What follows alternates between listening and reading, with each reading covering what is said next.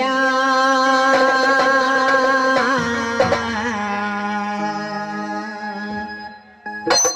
परदेसिया ये सच है पिया सब कहते हैं मैंने तुझको दिल दे दिया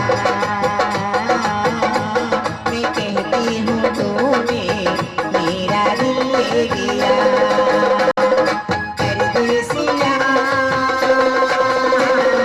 परदेसिया ये सच है पिया सब कहते हैं मैंने तुझको दिल दे दिया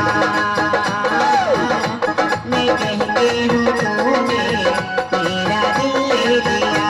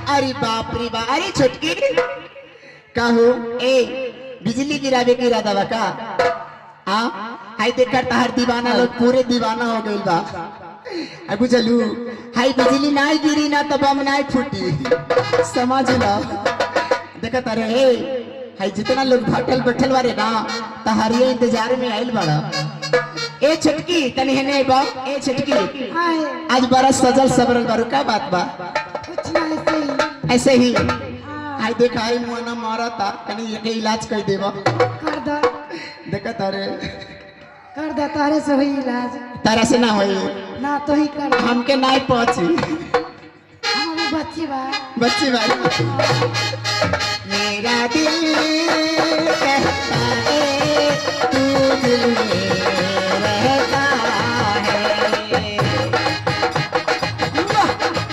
मेरा दिल कहता है तू दिल में रहता है सच झूठ क्यों हम सबको बताएं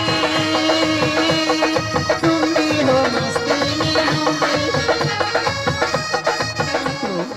हनु उस माँ जी की तरफ से दिल में लगा चोट फिर तू निकाल दिए 100 रुपया का नोट ए मटकी तारे तार देवर सब परेशान बा तू कहाँ निकाल रही हो ए सखी तुलसी माँ जी को मैं कहती क्या हूँ बता दूं ए तनी आगे आवा ए उनसी माँ जी को क्या कहती हूँ बड़ा बारिश हुई ना और बारिश में सुतल रहनी है तो का भइल बा मालूम बा तनी हमार देवर जी से पूछबा का भइल बा का हो देवर जी ए मास्टर वो हमरा चोली में घुसल बिच्छी ए तारो घुसल बा का निकलबै बा नहीं वो हमरा चोली में घुसल बिच्छी कैसे हाथ लगा के घीची ए छुटकी तनी पूछा ना तनी केहू मरद बा चोली में से बिच्छी निकाले खातिर गांव में। पूछो ना कहीं। आप पूछा तनी देवर से बैठल बा तार बुढ़वा सब है देखत रे ए आओ ऐसे बिच्छी घुसल बानू अपने से नहीं निकली। आओ है देखत रे हाई इंडा पर बैठल बा ई सब कुमार का सब लफुआ सब। ओके लोग इनका कायदा खींच। बाप रे भाई सब साझे से लाइन मारा तका कोई गर्मी से परेशान बारी लाइन मार मार के परेशान कैले बा। ए वो हमरा चोली में घुसल बिच्छी कैसे हाथ लगा के घीची।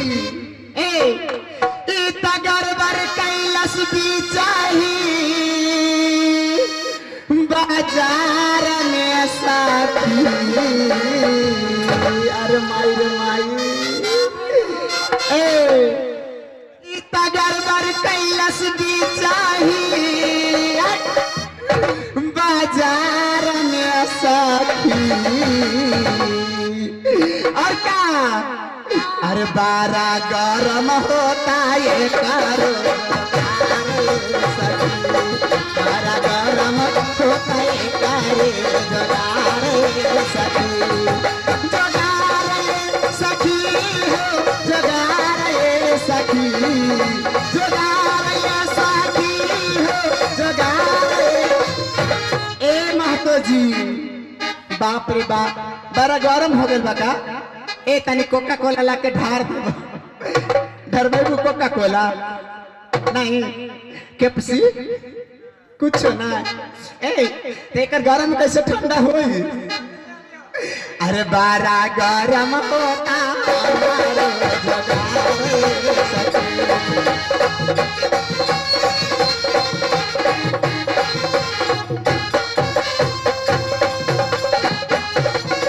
आ गई चंदेश्वर जी उपाध्यक्ष जी उनका तरफ से कंपनी के कार्यक्रम में 51 रुपया से पुरस्कार मिलेगा। ए सखी तो उस श्रीमान जी को क्या कहना है बताइए बता दो। बता दी। बता दो। ए मास्टर अरे हमना रहा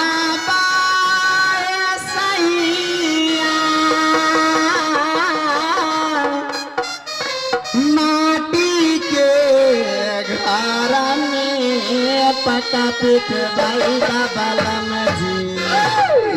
बाप रे ए बारिश होता तो बड़ा परेशानी हो जाता। अरे हमना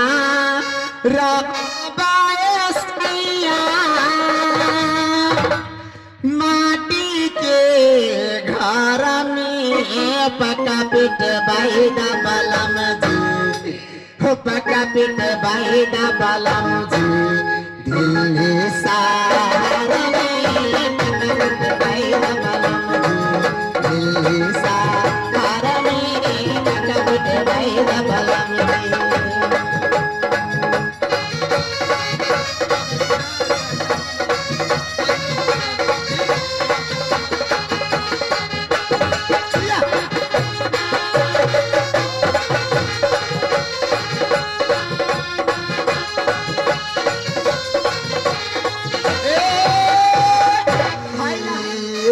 दादा रे दादा ए हो हमारे राजा जी हो हमारे राजा हमारे राजा हमारे राजा हमारे सैया हो हमारे राजा जी हो हमारे राजा जी दीन में ना बोले तेरा दिया में चोली बोले तेरा दिया में चोली बोले।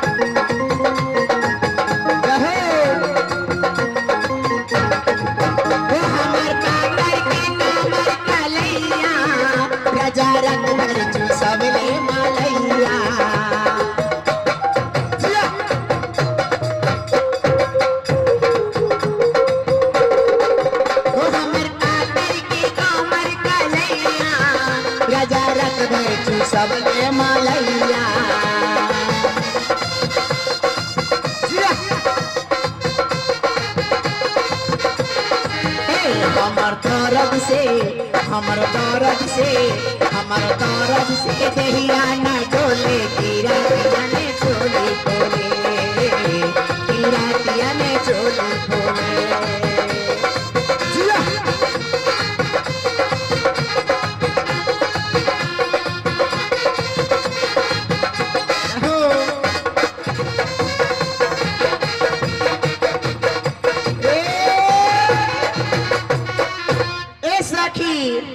ए मोटकी ए सुना हाय के बा तरबाव हाय के बा हाय देखा ई आगे ले छटकी की दीवाना बा धनुषा जिला के सुब्बा जी हेम कुमार महतो सुब्बा जी नहीं सुब्बा जी सुब्बा सुब्बा ना चार फट्टे वाला ना है सुब्बा कर्मचारी होला सुब्बा बाप रे बाप देखे तेरे तेरा चक्कर में मोचदारी छिला के आयल बा उनके तरफ से सही बात बा चली सुबह जी के तरफ से 105 रुपया के प्रदान बा ऐसा की तो श्रीमान जी को क्या कहती हूँ कुछ बता दूं बताऊं अच्छा ए तो श्रीमान जी को अपने तहे तहे दिल से लाख लाख शुक्रिया हाय अदा मैं करती कहो अरे दिल लेके जा रहे हो कैसे जिएंगे हम दिल लेके जा रहे हो